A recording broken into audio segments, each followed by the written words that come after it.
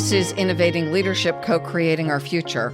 I'm your host, Maureen Metcalf, the founder and CEO of the Innovative Leadership Institute, where we help leaders be future ready. Helping us in that mission today is Seth Casden, CEO and co-founder of Hologenix, a materials science company dedicated to developing products that amplify human potential. We'll be talking about his personal leadership journey and the lessons he's learned along the way. Seth, we're really happy that you're joining us. Hi, Maureen. I'm excited to be here as well. Thank you. Tell us a little bit about your background and your journey. Absolutely. I have, by training, a degree in business administration, and I went in to work in private equity after graduating and spent a few years cutting my teeth, learning about how to invest in companies and how to value companies. Hologenix is, I think, my third or fourth company. I wasn't really deterred by any early failures, and I really found something that I'm passionate about and love doing. What led you to form Hologenix? How did you come to that? That's a great question. I had a personal relationship with the inventor, David Horinek, and we were literally having dinner one night and talking about what he was working on, and I intuitively knew what he was working on was something I wanted to be a part of. And the human potential is such a fascinating topic. We're approaching 9 billion people on the planet, and there's so many sources of renewable energy. We think about solar power or wind power, electric cars, but we have 9 billion people on the planet that are giving off 100 watts of energy every second, 100 joules of energy. And so to me, that was a fascinating statistic and something that I thought we could use to combine with a technology that delivers health and wellness. So that I was hooked from the beginning and been on this journey now for about 20 years. So can we recycle some of my energy and feed it back in so I don't need as much coffee? That's exactly the idea, Maureen. That's what we're doing. That's the sort of elegance of our technology. That 100 joules of energy dissipates into the environment, when really, if we had a light bulb, we could just plug it into our head. It would be on 24/7. What Celliant does, the technology that Hologenix has patented and markets, it absorbs the energy coming off of our body. The shirt that I'm wearing from Under Armour is filled with our minerals, and it absorbs that heat and sends it back into the body. I'm fascinated by the intersection between what can we as leaders do and your journey as a leader. Yes, there is so much that needs our attention.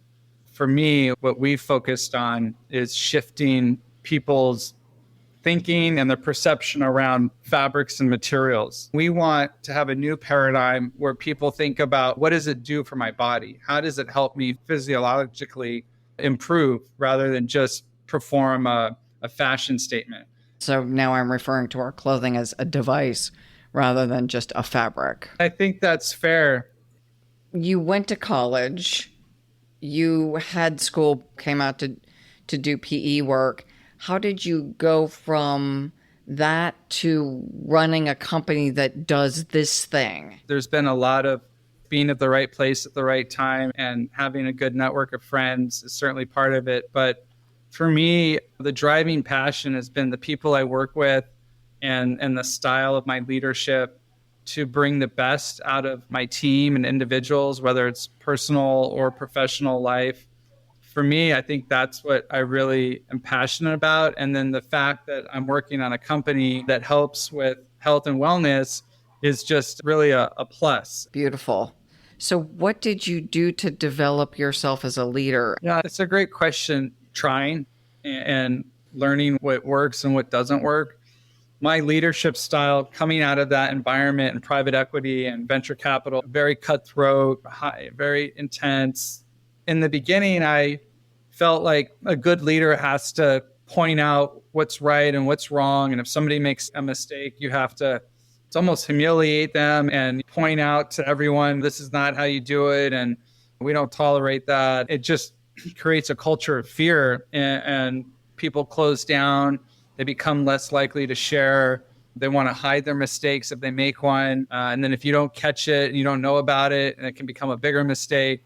And as I've evolved and grown, I've really tried to adopt servant leadership, which is finding the right people, making sure they have the right things, and by and large, trying to get out of their way and then create and lead with a certain vulnerability that shows we're all human. There is no perfect score, and create a space where mistakes are something that we talk about, certainly, and that there isn't any judgment with. And you really just try and discuss and learn from those things. That's really been the last 5 or 10 years. What I've leaned into is lifting people up, just try and create a space to have some self-reflection and talk about it and say, okay, did this work? Okay, if not, then how would we do it differently? What can we do so that this doesn't catch us off guard? Those types of things.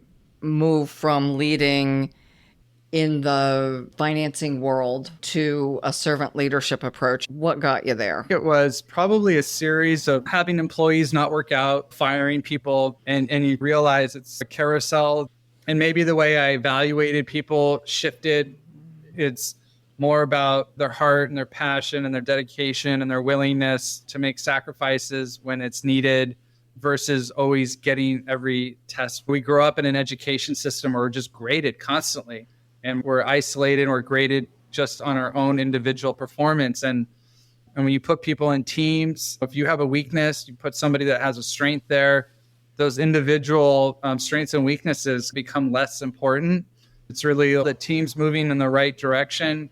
If you really want someone to do their best, they have to feel good about themselves and they have to accept themselves for who they are. And so by extension, I have to accept who they are. And it's the same for me. And that's been probably the biggest step of growth that I've had recently. I love the Johari window, bringing in the unknown into the known and that model of thinking. So you referenced the Johari window. Can you explain it? And did you know that it was actually named after two men named Joe and Harry? I did not know that was the naming. That's very funny. So yes, the Johari window is basically a quadrant that's broken into 4 sections. And then the top left quadrant is what is known by me, about me, and what others know about me. Below that is what I know about me, but I hide from others and I just keep to myself. And if I look at the top quadrant and I go to the right, that is what others see in me, but I cannot see in myself. And that is probably the first big sort of aha, is realizing you've had these conversations where people are telling you're a certain way and you're saying, no, I'm not, and you're getting defensive. And then in that bottom right corner is the unknown. You don't see it in yourself and others don't see it in you. It's there, you just don't see it. And so for me, I'm on this journey of trying to go from that top left quadrant to that bottom right quadrant. And it's hard because when we're incentivized, when our personal opinion of ourselves is tied to how we see something, it's very hard to see something that challenges that and something we may not want to see in ourselves. The upper left is almost the power quadrant. As I shrink it, my power grows because the stuff that you see about me that I am not aware of and weaknesses that may be inhibiting me, for both of those, as I raise my awareness, my ability to act expands. Now, I may choose to do nothing, right? You may tell me I'm a jerk and I say I'm not, and then I discover I am. As long as I'm still a jerk, it just now means I know it. But hopefully I'm able to use that information to make better choices. It's for your benefit. It's just to help make your life easier. When I look at the trials I've had and the challenges, almost every one of them is self-imposed. And so I'm trying to get out of my own way, clear the path in front of me, and accept what's being presented, obviously with a goal in mind and a vision and trying to execute a plan and grow a business in this case. But by and large, when I start trying to overpower my environment with a very fixed, inflexible, rigid set of standards or ideas of outcome, I get into all kinds of trouble. That's where I think if you can and you're able to have that flexibility within the rigidity of your character and your ideas and your principles, because we're not talking about sacrificing those or being ambivalent in that regard, you can really grow and succeed. So who gives you this feedback? This is such an important question because we have trusted colleagues whose opinion we value deeply. We have passersby who may actually acknowledge and see something in us we don't. The new employee who sees something that those who are familiar with me have just worked around me forever. They just circumvent me because I own the company and they tolerate me. Different people will see different things. Where do you personally get the feedback? For me, it starts with curiosity and a genuine interest in people and learning through shared experiences. I like to try and challenge myself that I can learn anything from anyone. And sometimes it's easier to learn from a complete stranger sitting next to you on the bus than a family member that's known you your whole life. And there's something about people like a new employee. Malcolm Gladwell talked about that in Blink. Somebody looks at something and they have no frame of reference and they just instantly get it.